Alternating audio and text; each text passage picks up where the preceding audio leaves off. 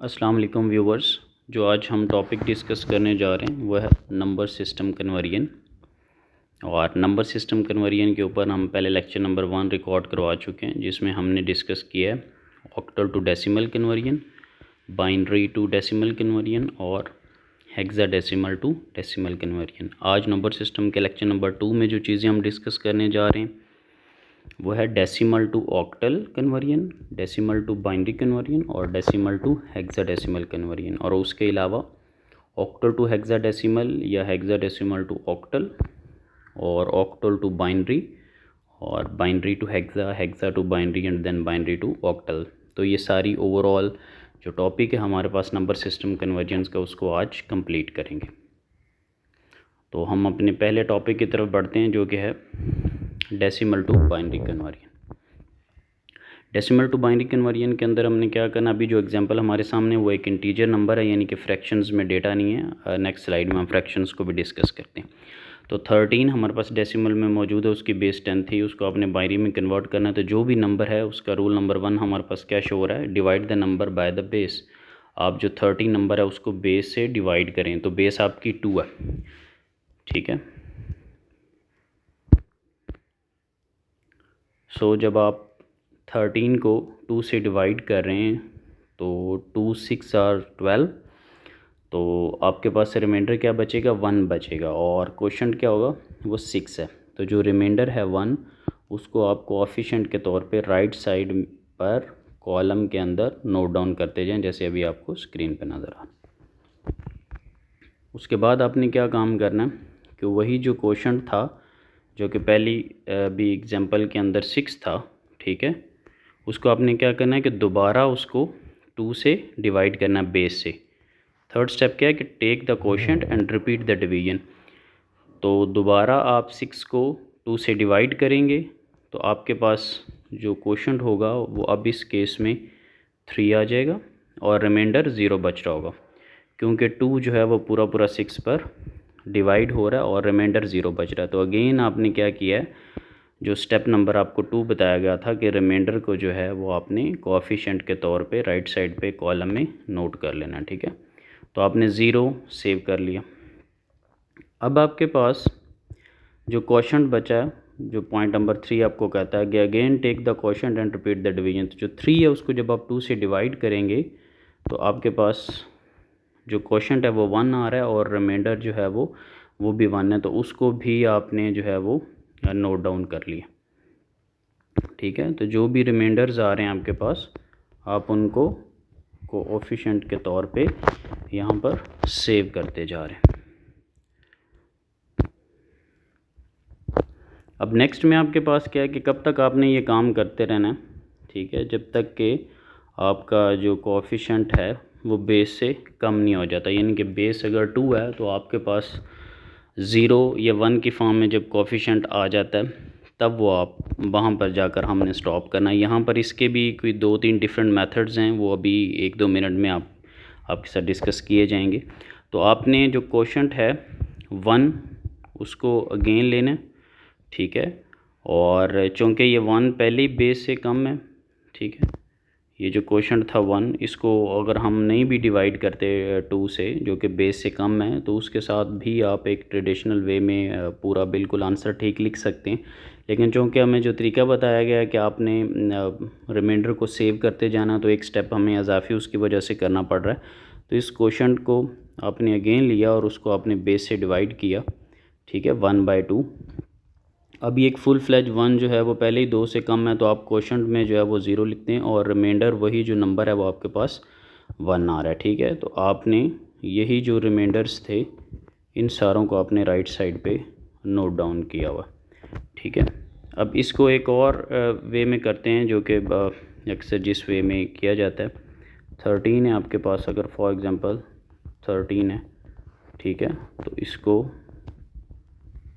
2 6 are 12, बाकी आपके पास 1 बच रहा है और 2 और ये 3 और आपके पास रिमाइंडर 0 है और 2 और ये 1 इसका कोएफिशिएंट और 1 रिमाइंडर। तो आपके पास नंबर जो बन रहा है यहाँ पर भी वही नंबर बन रहा है 1 1 0 1, जो कि आपके पास यहाँ पर नंबर बना। तो ये एक अल्टरनेटिव वे है, ठीक है, इसका करने का। अब आगे स्लाइड की तरफ बढ़ते तो अब देखें कि 13 जो है वो अब डेसिमल से बाइनरी में कन्वर्ट हो चुका है और उसकी जगह 1101 लिखा हुआ है। और उसको अकॉर्डिंग टू दिस स्लाइड जो लिखने का अंदाज़ है कि वो जो A0 है उसको आपने यहाँ पर लिखना है, देन A1, ठीक है, देन A2 और देन A3। यहाँ पर आप कोफिशिएंट्स के साथ सब्सक्रिप्ट्स आपने लगाए हुए हैं, ठीक है, A0, A1, A2 और A3। तो एक वो वे है जो अभी मैथमेटिकल स्लाइड पे या बॉल पॉइंट के साथ किया गया, मार्कर के साथ, और एक वो वे है जो यहाँ पर डिस्कस किया गया। तो अब आप जो है वो डेसिमल टू बाइनरी कन्वर्जन्स कर सकते हैं। तो A0 को हम LSB भी कहते हैं और A3 को हम MSB भी कहते हैं, लीस्ट सिग्निफिकेंट बिट और मोस्ट सिग्निफिकेंट बिट। आपको पता है बाइनरी में जब हम लिख रहे होते हैं। तो नेक्स्ट जो हमारे पास टॉपिक है वो है डेसिमल टू बाइनरी कन्वर्जन, लेकिन अब इंटीजर नहीं है, अब फ्रैक्शन में, अब पॉइंट्स के अंदर डेटा है। तो उसके लिए आपने क्या करना है कि जो भी आपके पास नंबर दिया गया उसको आपने बेस से मल्टीप्लाई करना। तो 0.625 हमारे पास एक नंबर है, डेसिमल इसकी जो है वो बेस है, फ़िलहाल बाइनरी में हम जा रहे हैं। तो तरीकाकार क्या है, प्रोसीजर ये कहता है कि नंबर को बेस से आप मल्टीप्लाई करें, ठीक है। तो जो नंबर है उसको हमने 2 से मल्टीप्लाई कर दिया जो कि उसकी बेस थी, और जो आपके पास आंसर आएगा 0.625 को जब आप मल्टीप्लाई करेंगे 2 से तो दैट इज़ 1.25। अब 1 इसमें एक फुल फ्लैज इंटीजर है और 0.25 जो है वो एक फ्रैक्शन है। तो आपने क्या काम करना है कि आपके पास जो फुल इंटीजर है, आपके पास पॉइंट नंबर 2 भी लिखा हुआ है कि टेक द इंटीजर आइदर 0 और 1 एज द कोएफिशिएंट। तो जो आपके पास फुल इंटीजर है जो इस केस में 1 है उसको आपने कोएफिशिएंट के तौर पे सेव कर लिया राइट साइड पे, ठीक है। और फिर आपने क्या काम करना है, फिर आपको स्टेप कहता है कि take the resultant fraction and repeat the division. जो आपके पास फ्रैक्शन आया था उसको अगेन आप बेस के साथ मल्टीप्लाई करें। तो हमारे पास जो फ्रैक्शन था वो 0.25 था। तो आपने क्या काम किया कि 0.25 को अगेन बेस से मल्टीप्लाई किया। अब आपके पास 0.5 आ चुका है। तो रूल क्या कहता है कि जो इंटीजर है उसको आप कोएफिशिएंट के तौर पे सेव कर लो, और जो फ्रैक्शन है जो कि इस सूरत में 0.5 है उसको अगेन जो है वो बेस से मल्टीप्लाई करो। तो वो अभी हम मल्टीप्लाई करने जा रहे हैं। 0.5 को अगेन हमने 2 से मल्टीप्लाई किया तो अब आपके पास आंसर आ रहा है 1.0। यहाँ पर अगर आप देखें तो जो फुल इंटीजर है वो 1 है, उसको अगेन आपने राइट साइड पे कोएफिशिएंट के तौर पे नोट डाउन कर लिया। और अब जो आपके पास फ्रैक्शन है वो 0 रह चुकी। तो जब तक 0 फ्रैक्शन रह जाए आपने ये काम रिपीट करते रहना है। तो अब आप इसको नोट डाउन कैसे करें, ये आपके पास जो कोएफिशिएंट्स आए थे इनकी मदद से आप अपना आंसर बना रहे हैं। तो आप 0.625 10 की बेस को अब आप कन्वर्ट कर चुके हैं 0.A-1 A-2 A-3 का क्या मतलब है कि ये जो आपके पास कोएफिशिएंट्स, ठीक है। अब इनका लिखने का अंदाज़ और जो पीछे आपने इंटीजर लिखा था उसके लिखने का अंदाज़ थोड़ा सा डिफरेंट है।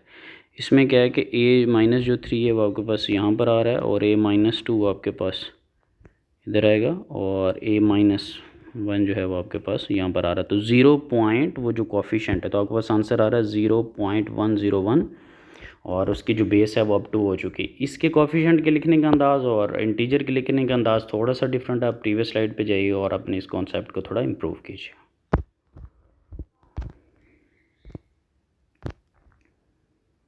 अब हम नेक्स्ट आगे बढ़ते हैं ज़रा। तो इसमें भी LSB और MSB का आपको बताया गया, मोस्ट सिग्निफिकेंट और लीस्ट सिग्निफिकेंट बिट। अब जो टॉपिक है हमारे पास वो है डेसिमल टू ऑक्टल कन्वर्जन।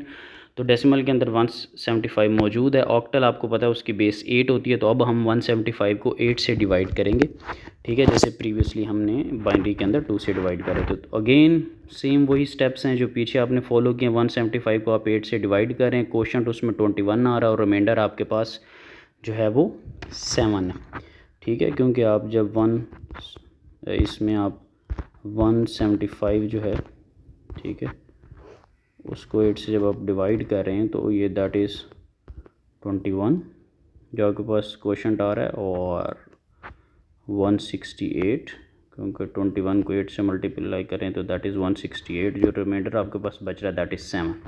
ठीक है, तो ये एक वे है कि कैसे आपके पास ये किया गया। ठीक है, सो क्वेश्चन 21 आ रहा है, रिमाइंडर 7 है। अगेन आप रिमाइंडर को आप नोट डाउन करते जा रहे हैं और फिर आपने क्वेश्चन को जो है उसी तरह बेस से डिवाइड कर दिया। बेस 8 है, आपने रिमाइंडर 5 आया उसको सेव कर लिया और फिर जो 2 है उसको आपने 8 से डिवाइड किया। अब 2 जो है वो ऑलरेडी बेस से कम है, बेस 8 है, 0 से लेकर 7 तक सारे नंबर्स बेस से छोटे हैं। तो इस सूरत में आपने क्वेश्चन की जगह 0 लिख दिया है और रिमाइंडर की जगह वही नंबर लिख दिया जो कि 2 था। तो अब इसको भी लिखने का अंदाज़ आप देख लें कि 175 जो है वो मुकम्मल तौर पर कन्वर्ट हो चुका है और आप जो कोफिशिएंट आप सेव कर रहे थे उसको आपने जो कोफिशिएंट्स हैं उनकी जगह पे ये नंबर लिख दिया 257। इसको भी आप कर सकते हैं, जो पहले मैंने आपको एक वे बताया था उसके अंदर आप इसको भी कर सकते हैं कि अगर आपके पास 175 है, ठीक है, तो इसको अगर आप 8 से करते हैं तो 21 से आप जब मल्टीप्लाई करें 8 को तो वो आपके पास 168 होता है और आपके पास जो रिमाइंडर आ रहा है वो 7 है। ठीक है, फिर आप 8 से इसको मल्टीप्लाई करें और 8 2 ज़ार 16। ठीक है, तो अब जो आपके पास बचेगा वो 5 बच रहा होगा। ठीक है, तो इस तरह से भी आप इसको लिख सकते हैं कि 2 5 और 7।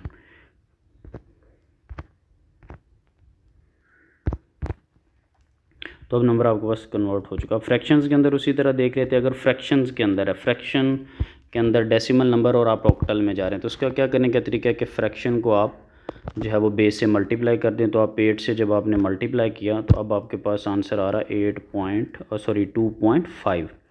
ठीक है, 0.3125 को 8 से मल्टीप्लाई किया, आंसर आ रहा है 2.5। प्रोसीजर क्या था कि नंबर को बेस से मल्टीप्लाई करना है।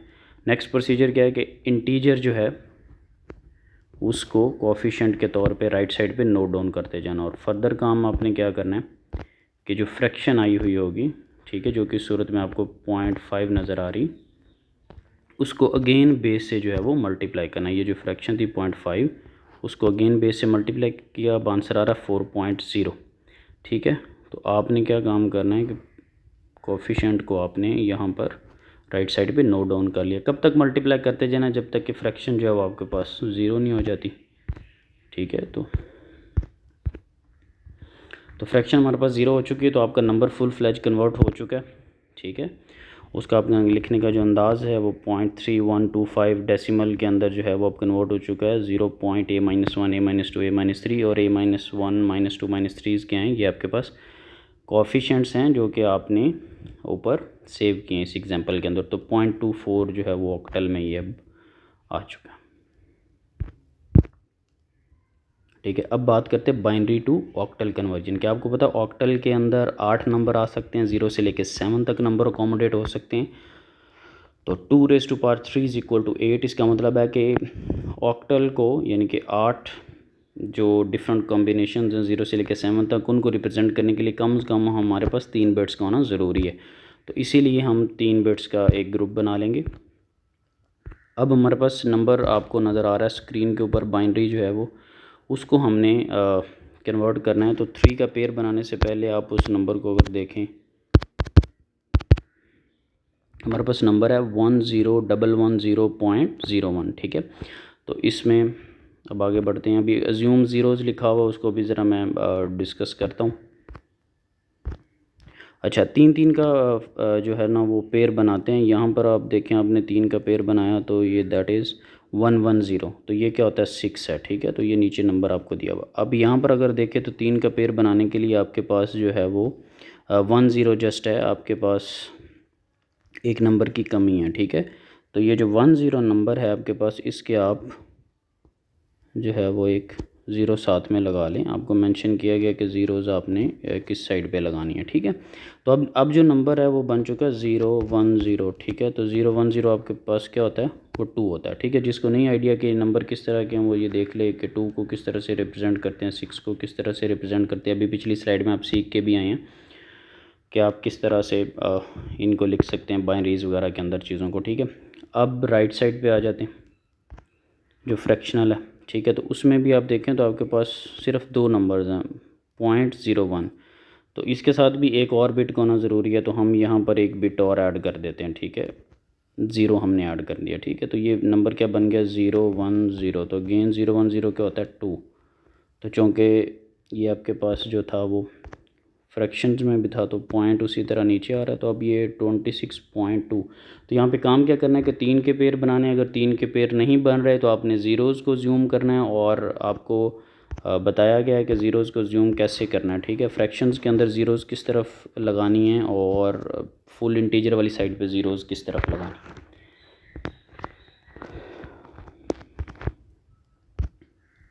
तो अब नेक्स्ट में देखते हैं कि हमारे पास क्या टॉपिक है डिस्कस करने के लिए। So octal to binary and binary to octal both phase में ये वर्क करेगा। अब बाइनरी टू हेक्साडेसिमल में चलते हैं। हेक्साडेसिमल आपको पता है 16 नंबर कैरी किया होता है 0 से लेके 15 तक, और 9 के बाद हम ABCD लिखना शुरू कर देते हैं। राइट साइड पे आपको नज़र आ रहा है मैक्सिमम नंबर इसमें 15 है, कम से कम नंबर इसमें 0 है। तो इसको रिप्रेजेंट करने के लिए हमारे पास 4 बिट्स का होना ज़रूरी है। कैसे 2⁴ = 16। तो यहाँ पर हम 4 का ग्रुप बनाएंगे, ठीक है। तो अब एग्जांपल आपके सामने आ चुकी है। अब यहाँ पर आपने 4 का पेयर बनाना है। इसमें भी उसी तरह अगर पेयर में कमी है तो आप ज़ीरो से ज़ूम करेंगे। कैसे करेंगे वो पिछली स्लाइड में बता चुका। अभी इसको मैं पेयर इसके बना लेता हूँ। इसके 4 का अगर पेयर बनाएं तो ये अब देखेगा, ठीक है, ये 4 का पेयर बन चुका है। तो 0 1 1 0, ठीक है। ये किस चीज़ को रिप्रेजेंट कर रहा है, ये आपके पास 6 को रिप्रेजेंट कर रहा है, ठीक है। तो ये आपके पास 6 को, और ये 1 सिर्फ एक ही 1 लिखा हो तो इसकी भी 4 अगर ज़ूम 0 की साइड पे करें तो ये नंबर बन जाएगा 0001। तो आप अगर देखें तो 0001 जो है वो 1 की रिप्रेजेंटेशन है, ठीक है। अब पॉइंट्स वाली तरफ आ जाते हैं। तो यहाँ पर लिखा हुआ 01, तो अगेन 2 बिट्स की कमी है, तो आप उसके राइट साइड पे 2 बिट्स ऐड कर दें, ठीक है वो किस चीज़ को रिप्रेजेंट कर रहा है, 4 को रिप्रेजेंट कर रहा है, ठीक है। तो इसकी समरी क्या है कि इंटीजर वाली साइड पे अगर ज़ीरोज़ ऐड करनी है तो आप यहाँ पर ऐड करें, और अगर फ्रैक्शंस में ऐड करनी है तो आप इस साइड पे करें, ठीक है। तो ये आपके अकॉर्डिंगली ये राइट साइड बन जाएगी, और यहाँ पर जब आप ऐड अप कर रहे होंगे तो ये आप लेफ़्ट साइड बन जाएगी। खैर राइट लेफ़्ट का मसला नहीं है, वो यहाँ पर स्लाइड के अंदर बहुत क्लियरली लिखा हुआ, और साथ साथ मैंने आपको बता दिया करके कि कहाँ कहाँ पर ज़ीरोज़ जो हैं वो ऐड अप की जा रही थी। और ये बोथ फेज़ में वर्क करता है, यानी कि 16.4 लिखा हुआ तो ये वापस भी आप क्या उसको कहते हैं बाइनरी की तरफ भी जा सकते हैं, क्योंकि 6 का आप 6 का जो है वो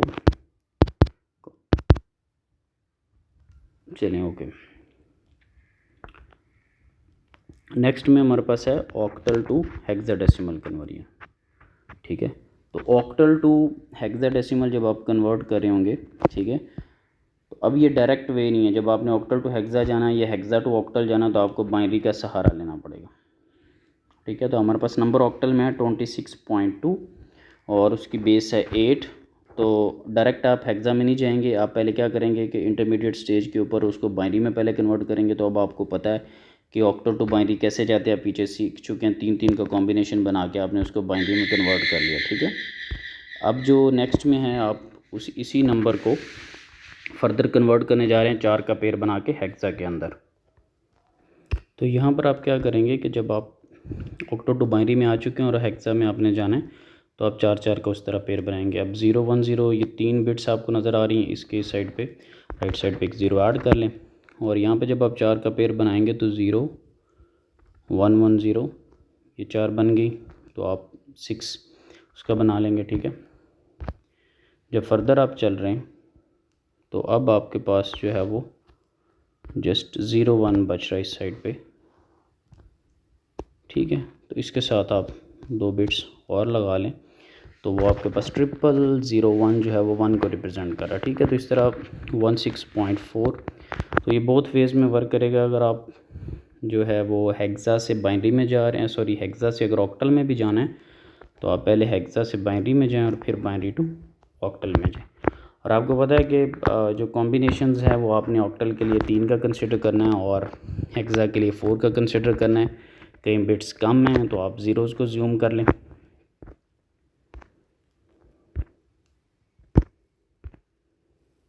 ठीक है। तो ये आपके पास कंप्लीट एक चार्ट आ चुका है डेसिमल, बाइनरी, ऑक्टल और हेक्सा, भी एक टेबुलेटेड फॉर्म में बताया हुआ। तो अब ये सारी कन्वर्जन्स आप सीख चुके हैं कि किस तरह से नंबर्स को कन्वर्ट करते हैं, कैसे कैसे उनको डील किया जाता है, ठीक है। वो पूरा आपके पास टेबलेटेड फॉर्म में डेटा है। और आप ये नंबर सिस्टम का आपका जो टॉपिक है कंप्लीट हो चुका है, जो कि 2 लेक्चर्स पे कॉन्सिस्ट कर रहा था, लेक्चर नंबर 1 और लेक्चर नंबर 2। तो आप इन दोनों लेक्चर्स को इन कंबाइन सुनिएगा और आपका ये जो कॉन्सेप्ट है वो क्लियर हो जाएगा। Thank you.